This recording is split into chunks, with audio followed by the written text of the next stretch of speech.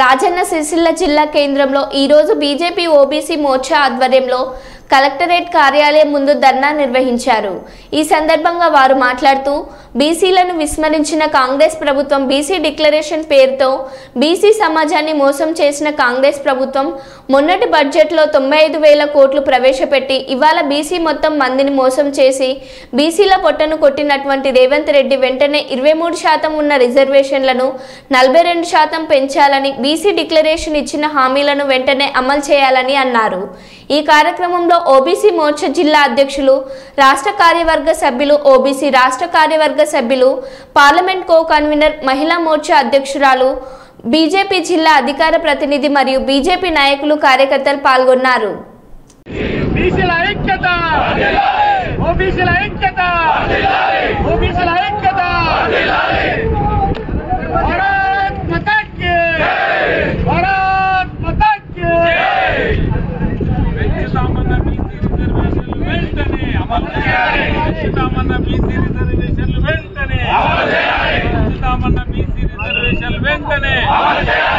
రాష్ట్ర ప్రభుత్వ నిర్లక్ష్య వైఖరి, బీసీల పట్ల రాష్ట్ర ప్రభుత్వ నిర్లక్ష్య వైఖరి, బీసీల పట్ల కాంగ్రెస్ ప్రభుత్వ నిర్లక్ష్య వైఖరి, బీసీల పట్ల కాంగ్రెస్ ప్రభుత్వ నిర్లక్ష్య వైఖరి। బీసీ డిక్లరేషన్ పేరుతో ఇలా బీసీ యొక్క సమాజాన్ని మోసం చేసిన కాంగ్రెస్ పార్టీ మొన్నటి బడ్జెట్ లో 9,800 కోట్లు ప్రవేశపెట్టి ఇలా బీసీల మొత్తం మందిని మోసం చేసి ఇలా బీసీల పుట్టన కొట్టినటువంటి రేవంత్ రెడ్డి మీరు వెంటనే 23% ఉన్నటువంటి రిజర్వేషన్లు 42% పెంచాలి।